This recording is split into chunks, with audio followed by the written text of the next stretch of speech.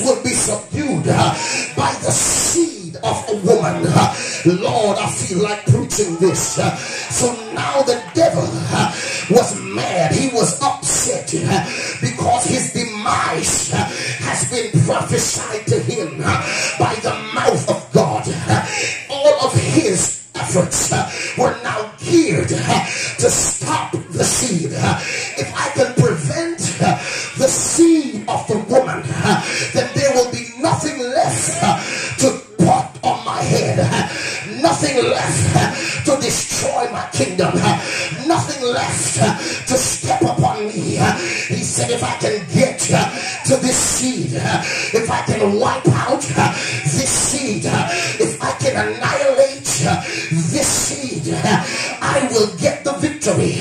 And to understand this, I'm taking y'all to Bible school today. Is that all right? Young people, you might as well get your notebook out. We're going to walk through some history to understand through the seed of the woman. You've got to go to the genealogy of the seed. The genealogy of the seed from the Bereshith, or the beginning, now comes with the original seed whose name was Adam. Adam, the Bible calls him in Luke the son of God. Why was Adam son of God? Because Adam had no mother.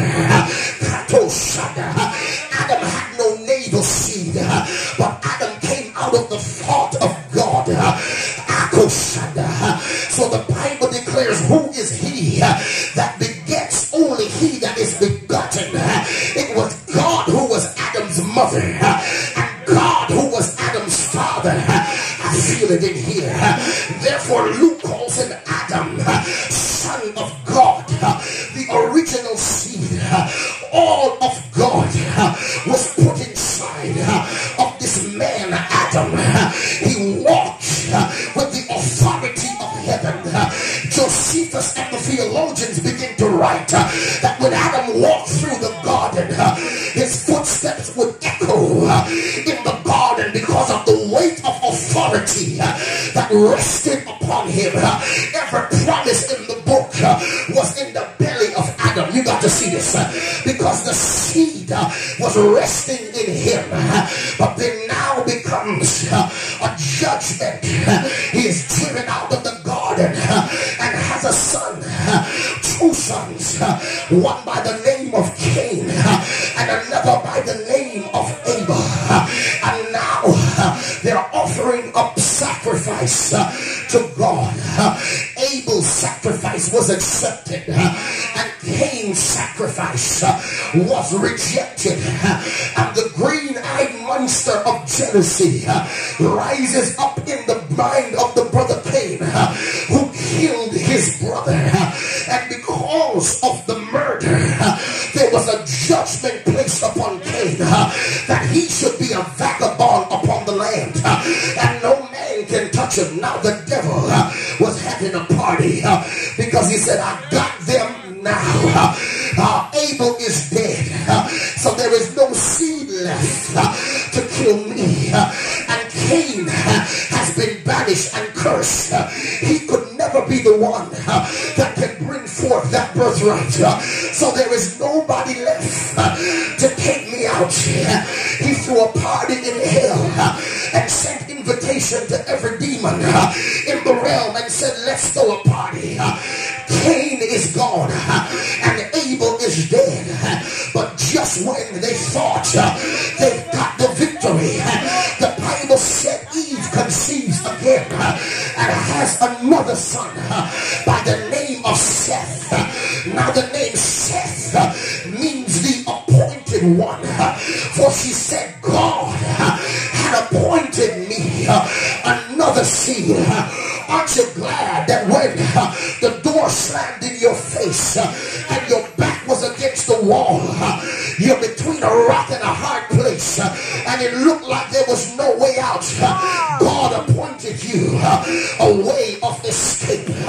Lord, I wish I could have a witness that's ever been facing a Red Sea, surrounded by the mountain on every side, but God made a path in the midst of the sea. Has God ever appointed you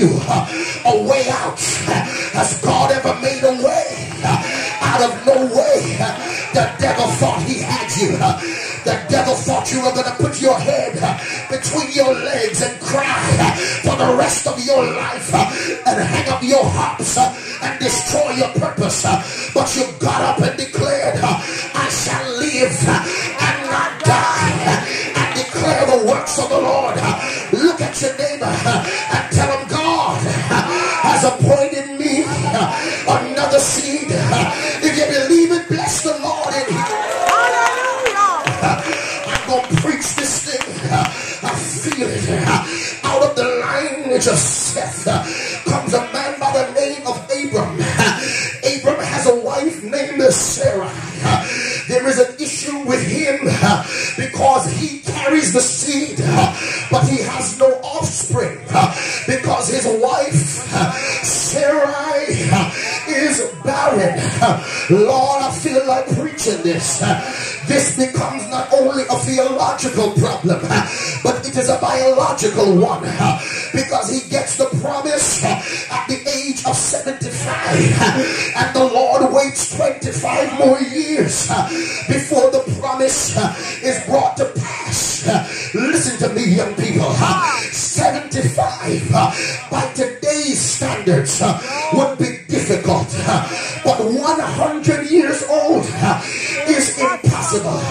He had no Viagra, no Cialis, no artificial insemination.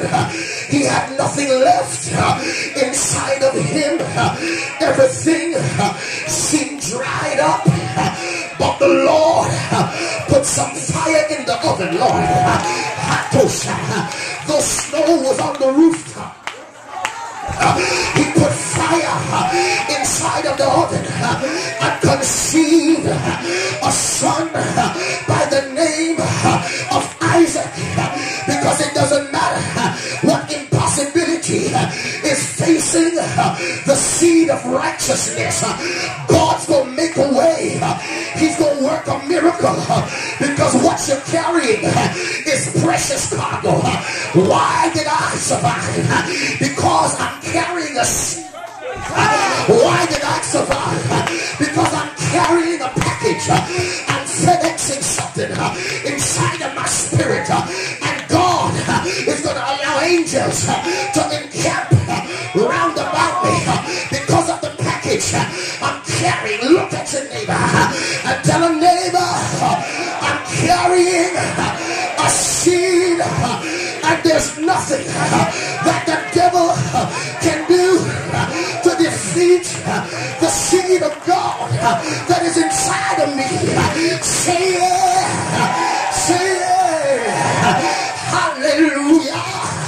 And now sit down for a minute. Out of Abraham comes an Isaac. Out of Isaac comes Jacob. Jacob has a twin brother, Esau. The prophecy was said that the older should serve the younger. And now Esau is about to face his brother who stole his birthright. Esau has over 400 men ready to kill him. But Jacob met with God the night before. Name got changed from Jacob to Israel. I come to tell you, God is about to change your name, because when you're carrying the seed, it changes your destiny. Your name is getting ready to be changed from supplanter to prince. I come to let you know, and your brother that wanted to kill you has got to turn around and bless you. He couldn't kill him because he got pregnant the night before at a place called Peniel. God put a seed inside of Jacob, because Jacob now became the carrier, Lord.